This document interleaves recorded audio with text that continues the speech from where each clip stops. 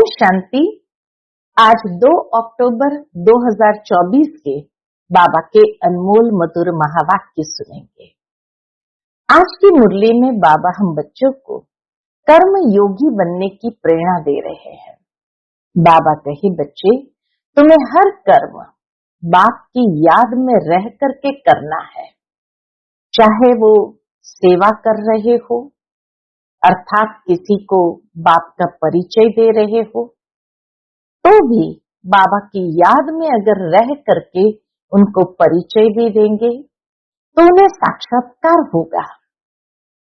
या बाबा कहे तुम भोजन बनाते हो, तो भोजन जब बाबा की याद में बनाते हो और वो भोजन जब कोई स्वीकार करता है तो उनका हृदय शुद्ध हो जाता है। इसीलिए तो ब्रह्मा भोजन की बहुत बहुत महिमा है कि बाबा की याद में रह करके बनाए हुए भोजन को देवताएं भी तरसते हैं, इच्छुक रहते हैं। साथ ही बाबा कहे, इस भोजन खाने से तुम्हें ताकत भी मिलती है और हृदय परिवर्तन होने लगता है। तो इसीलिए हर कर्म बाबा की याद में रह करके जितना करेंगे उतना कर्म योगी नेचुरल हो जाएंगे।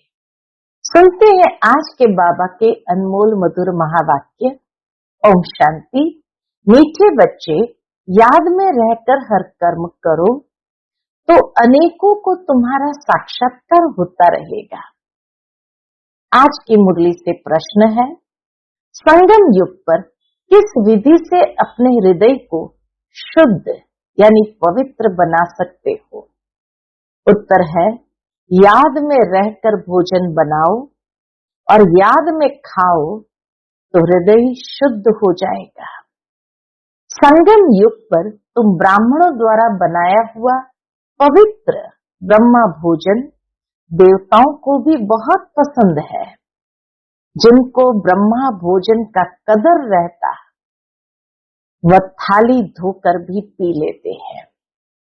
महिमा भी बहुत है। याद में बनाया हुआ भोजन खाने से ताकत मिलती है, हृदय शुद्ध हो जाता है। ओम शांति। संगम पर ही बाप आते हैं। रोज बच्चों को कहना पड़ता है कि रूहानी बाप रूहानी बच्चों को समझा रहे हैं। ऐसा क्यों कहते हैं कि बच्चे अपने को आत्मा समझो? बच्चों को ये याद पड़े बरोबर बेहद का बाप है, आत्माओं को पढ़ाते हैं, सर्विस के लिए भिन्न भिन्न पॉइंट्स पर समझाते हैं। बच्चे कहते हैं सर्विस नहीं है। कई बार बच्चे बाबा से कहते, बाबा सर्विस नहीं है, हम बाहर में सर्विस कैसे करें? बाप सर्विस की युक्तियां तो बहुत ही सहज बतलाते हैं। कितनी सहज बाबा ने विधि बताई है जो कहते बाबा सर्विस नहीं है। चित्र हाथ में हो, रघुनाथ का काला चित्र भी हो, गोरा भी हो, श्री कृष्ण का व श्री नारायण का चित्र गोरा भी हो, काला भी हो, बल छोटे चित्र भी हो। बाबा कहे बल छोटे चित्र ही हो। श्री कृष्ण का इतना छोटा चित्र भी बनाते हैं। तुम मंदिर में पुजारी से पूछ सकते हो, इनको काला क्यों बनाया जबकि असल गोरा था? बाबा कहे पुजारी से भी जाकर के पूछो, इनको काला क्यों बनाया है जबकि असल गोरा था?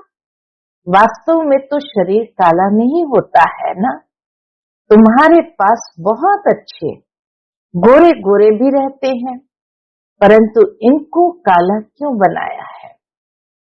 यह तो तुम बच्चों को समझाया गया है आत्मा कैसे भिन्न भिन्न नाम रूप धारण करते नीचे उतरती है। जब से काम चिता पर चढ़ती है तब से काला बनती है। जगन्नाथ व श्रीनाथ द्वारे में ढेर यात्री होते हैं, तुमको निमंत्रण भी मिलते हैं। बोलो हम श्रीनाथ के 84 जन्म की जीवन कहानी सुनाते हैं। भाइयों और बहनों, आकर सुनो। ऐसा भाषण और कोई तो कर न सके। तुम समझा सकते हो ये काला क्यों बने हैं। हर एक को पावन से पतित जरूर बनना है। देवताएं जब वाम मार्ग में गए हैं तब उन्हें काला बनाया है। काम चिता पर बैठने से आयरन एजेड बन जाते हैं। आयरन का कलर काला होता है, सोने का गोल्डन, उनको कहेंगे गोरा। वही फिर पूरे 84 जन्म के बाद काले बनते हैं। सतयुग से आत्मा नीचे उतरती आई है या गोल्डन एज से आत्मा नीचे उतरती आई है, एकदम आयरन एज में काली हो गई है। सीढ़ी का चित्र भी जरूर हाथ में हो। सीढ़ी भी बड़ी हो तो कोई भी दूर से देख सकेंगे अच्छी रीति, और तुम समझाएंगे कि भारत की यह गति है। भारत के उत्थान और पतन की ये कहानी है, ये इसकी गति है। लिखा हुआ भी है उत्थान और पतन। बच्चों को सर्विस का बहुत शौक होना चाहिए। समझाना है ये दुनिया का चित्र कैसे फिरता है। चक्र पर बाबा कहे समझाना है ये दुनिया का चक्र कैसे फिरता है। Golden age, silver age, copper age, iron age, फिर ये पुरुषोत्तम संगम युग भी दिखाना है। भाई बहुत चित्र नहीं उठाओ, सीढ़ी का चित्र तो मुख्य है भारत के लिए। तुम समझा सकते हो। अब फिर से पतित से पावन तुम कैसे बन सकते हो। पतित पावन तो एक ही बाप है, उनको याद करने से सेकंड में जीवन मुक्ति मिलती है। तुम बच्चों में ये सारा ज्ञान है, बाकी तो सब अज्ञान नींद में सोए हुए हैं। बाबा कहे तुम बच्चों में ये सारा ज्ञान है, बाकी तो सब अज्ञान नींद में सोए हुए हैं। भारत ज्ञान में था तो बहुत धनवान था, अर्थात ज्ञान की प्रारब्ध में था तो बहुत धनवान था। अभी भारत अज्ञान में है तो कितना कंगाल है। ज्ञानी मनुष्य और अज्ञानी मनुष्य होते हैं ना। देवी देवता और मनुष्य तो नामी ग्रामी है। देवताएं सतयुग त्रेता में, मनुष्य द्वापर कलयुग में। बच्चों की बुद्धि में सदैव रहना चाहिए सर्विस कैसे करें, वह भी बाप समझाते रहते हैं। सीढ़ी का चित्र समझाने के लिए बहुत अच्छा है। बाप कहते हैं गृहस्थ व्यवहार में रहो, शरीर निर्वाह के लिए धंधा आदि तो करना ही है, जिस्मानी विद्या भी पढ़नी है।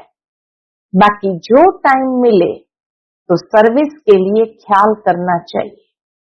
हम औरों का कल्याण कैसे करें। यहाँ तो तुम बहुतों का कल्याण नहीं कर सकते हो। बाबा कहे यहाँ तो तुम बहुतों का कल्याण नहीं कर सकते हो। यहाँ तो आते ही है बाप की मुरली सुनने। मधुबन में बाबा कहे जो आते हैं वो बाबा के बच्चे ही आते हैं। तो कल्याण जो करना है कि अज्ञानी आत्माओं को ज्ञान सुनाते हुए उनका कल्याण करना है। तो इसलिए बाबा कहे यहाँ तो इतने नहीं आते हैं, यहाँ तो जो आते भी है बाप की मुरली सुनने, इसमें ही जादू है। बाप को जादूगर कहते हैं ना। गाते भी है मुरली तेरी में है जादू। तुम्हारे मुख से जो मुरली बजती है उसमें जादू है। मनुष्य से देवता बन जाते हैं।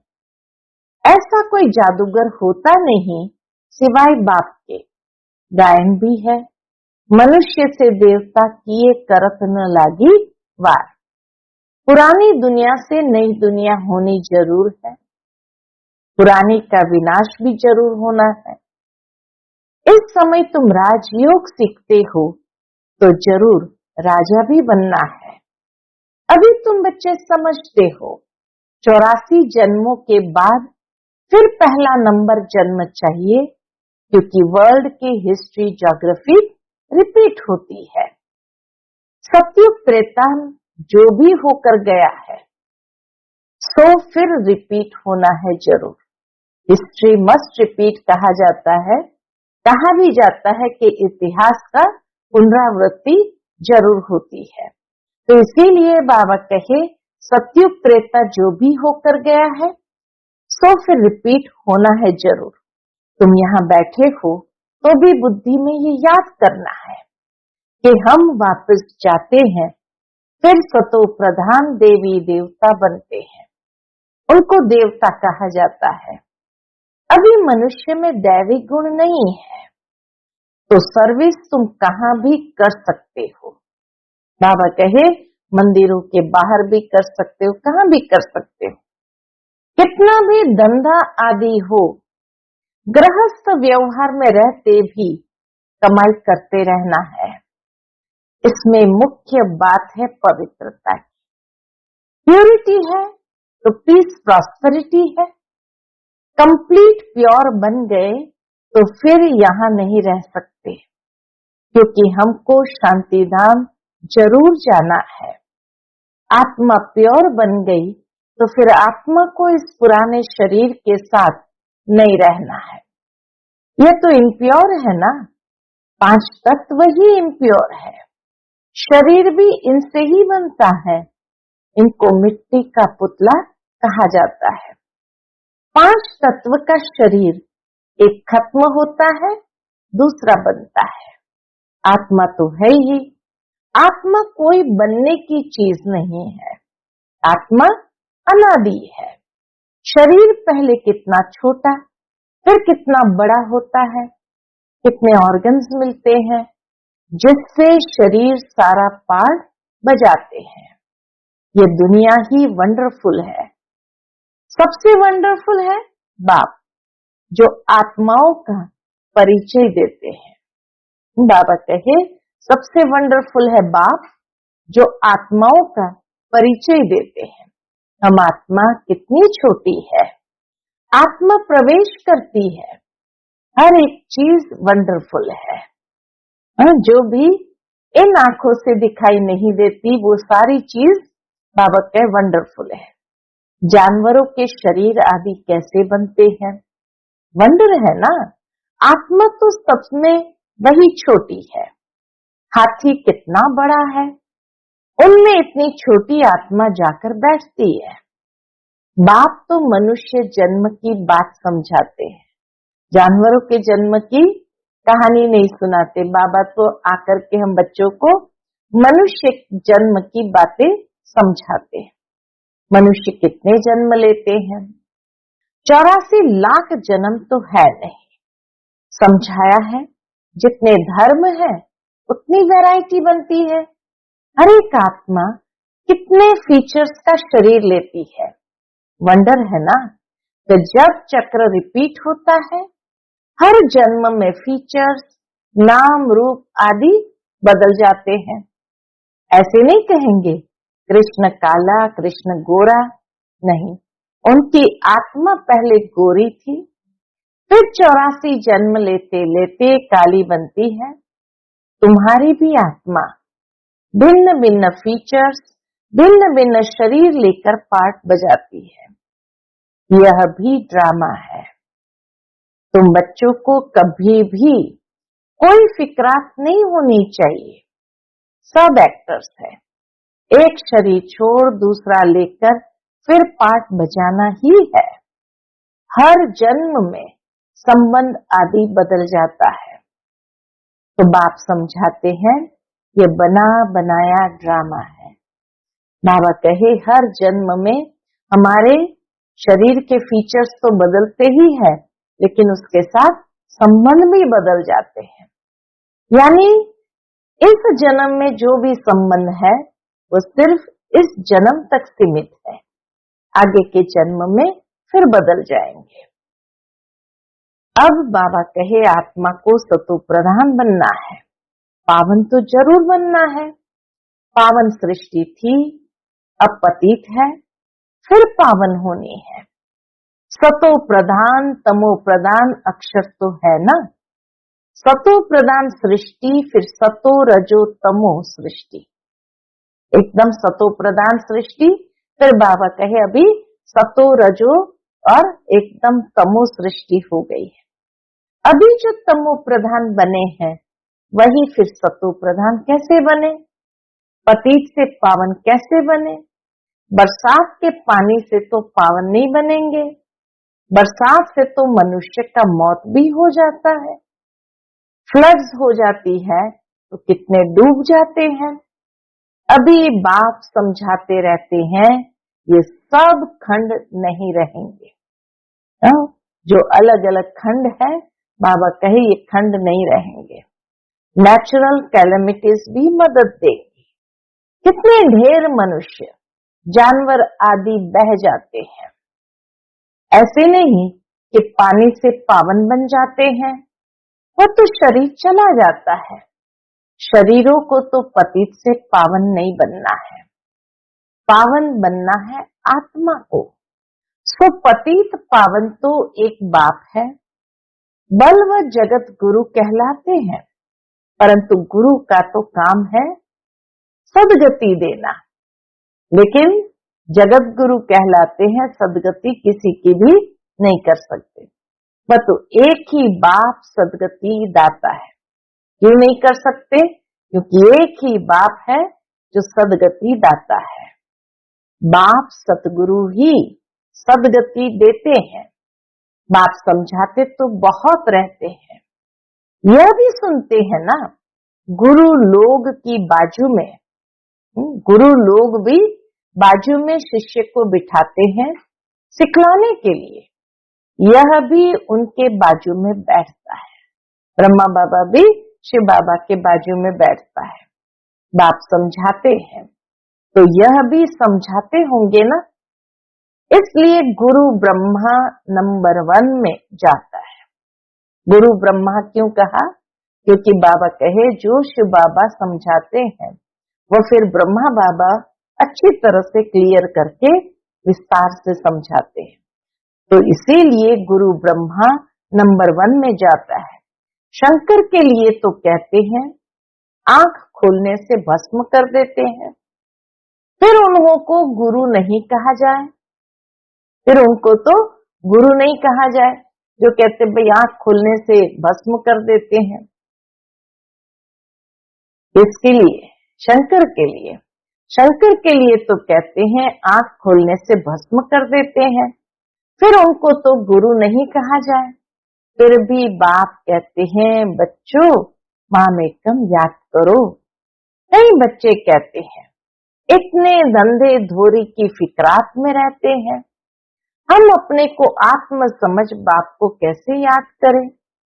बाप समझाते हैं भक्ति मार्ग में भी तुम हे ईश्वर हे भगवान कह याद करते हो ना। याद तब करते हो जब कोई दुख होता है। मरने समय भी कहते हैं राम राम बोलो। बहुत संस्थाएं हैं जो राम नाम का दान देती है। जैसे तुम ज्ञान का दान देते हो, वह फिर कहते हैं राम बोलो राम बोलो। तुम भी कहते हैं शिव बाबा को याद करो, वह तो शिव को जानते ही नहीं, ऐसे राम राम कह देते हैं। अब यह भी क्यों कहते हैं, राम राम क्यों कहते हैं कि राम कहो, जबकि परमात्मा सब में है। अगर सर्वव्यापी की बात को ले तो बाबा कहे अब यह भी क्यों कहते कि राम कहो राम बोलो, जबकि परमात्मा सब में है।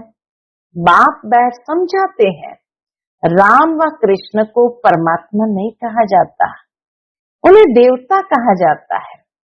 उनकी भी कलाएं कम होती जाती है। हर एक चीज की कला कम तो होती ही है। कपड़ा भी पहले नया फिर पुराना होता है। तो बाप इतनी बातें समझाते रहते हैं, फिर भी कहते हैं इतनी बात बाबा समझाते हैं, फिर भी कहते हैं, मेरे मीठे मीठे रूहानी बच्चों, अपने को आत्मा समझो, सिमर सिमर सुख पाओ। यहाँ तो दुखधाम है, बाप को और वर्षे को याद करो, याद करते करते अथाह सुख पाएंगे। कलह क्लेश बीमारी आदि जो भी है सब छूट जाएगी। बाबा की याद से सब छूट जाएगी। तुम 21 जन्मों के लिए निरोगी बन जाते हो। कलह क्लेश मिटे सब तन के, जीवन मुक्ति पद पाओ। गाते हैं परंतु एक्ट में नहीं आते हैं। तुमको बाप प्रैक्टिकल में समझाते हैं। बाप को सिमरो तो तुम्हारी सब मनोकामनाएं पूरी हो जाएगी, सुखी हो जाएंगे। मोचरा खाकर मानी टुकड़ा खाना अर्थात सजा खाकर रोटी का टुकड़ा खाना अच्छा नहीं है। सबको ताजी रोटी पसंद आती है। आजकल तो तेल ही चलता है, वहां तो घी की नदियां बहती है। तो बच्चों को बाप का सिमरण करना है। बच्चों को क्या करना है? बाप का सिमरण करना है। बाबा ऐसे भी नहीं कहते यहाँ बैठकर बाप को याद करो, नहीं, चलते फिरते घूमते शिव बाबा को याद करना है ना। आज बाबा कर्म योगी बनाते हैं, नौकरी आदि भी करनी है, बाप की याद बुद्धि में रहनी चाहिए। लौकिक बाप के बच्चे नौकरी आदि करते हैं तो याद रहता ही है ना। कोई भी पूछेगा तो झट बताएंगे हम किसके बच्चे हैं। बुद्धि में बाप की प्रॉपर्टी भी याद रहती है। तुम भी बाप के बच्चे बने हो तो प्रॉपर्टी याद है, बाप को भी याद करना है और कोई से संबंध नहीं। आत्मा में ही सारा पाठ नूंदा हुआ है जो इमर्ज होता है। एक बाबा को याद करना है, बाकी बाबा कहे और कोई से संबंध नहीं। क्योंकि जैसे दुनिया में भी कहा जाता है ये स्वार्थ की दुनिया है, तो बाबा कहे जितना बाबा को याद करेंगे तो प्राप्ति होगी। लौकिक संबंधों के साथ निभाना जरूर है, लेकिन याद बाप को करना है। इस ब्राह्मण कुल में तुम्हारा जो कल्प कल्प पाठ चला है वही इमर्ज होता रहता है। बाप समझाते हैं, खाना बनाओ, मिठाई बनाओ, शिव बाबा को याद करते रहो। शिव बाबा को याद कर बनाएंगे तो मिठाई खाने वाले का भी कल्याण होगा। कहाँ साक्षात्कार भी हो सकता है, ब्रह्मा का भी साक्षात्कार हो सकता है। शुरू में तो ब्रह्मा का ही साक्षात्कार हुआ, शिव बाबा को तो कोई समझते नहीं थे। शुद्ध अन्न पड़ता है तो ब्रह्मा का, श्री कृष्ण का, शिव का साक्षात्कार कर सकते हैं। ब्रह्मा है यहाँ, ब्रह्मा कुमार कुमारियों का नाम तो होता है ना। बहुतों को साक्षात्कार होते रहेंगे क्योंकि बाप को याद करते हो ना। बाप युक्तियां तो बहुत ही बताते हैं, वह मुख से राम राम बोलते हैं, तुमको मुख से कुछ भी बोलना नहीं है, साइलेंस में रहना है। जैसे वह लोग समझते हैं गुरु नानक को भोग लगा रहे हैं, तुम भी समझते हो हम शिव बाबा को भोग लगाने के लिए बनाते हैं। शिव बाबा को याद करते बनाएंगे तो बहुतों का कल्याण हो सकता है। उस भोजन में ताकत हो जाती है, इसलिए बाबा भोजन बनाने वाले को भी कहते हैं शिव बाबा को याद कर बनाते हो। जो मधुबन में भोजन बनाने वाले थे, बाबा विशेष भंडारे में चक्कर लगाते हुए कहते थे शिव बाबा को याद कर बनाते हो। लिखा हुआ भी है, शिव बाबा याद है। जगह जगह ऐसी प्लेट बनी हुई थी जो लिखा होता था शिव बाबा याद है। वर्षा याद है? याद में रहकर बनाएंगे तो खाने वालों को भी ताकत मिलेगी, हृदय शुद्ध होगा। ब्रह्मा भोजन का गायन भी है ना। ब्राह्मणों का बनाया हुआ भोजन देवताएं भी पसंद करते हैं, यह भी शास्त्र में है। ब्राह्मणों का भोजन बनाया हुआ खाने से बुद्धि शुद्ध हो जाती है, ताकत रहती है। ब्रह्मा भोजन की बहुत महिमा है।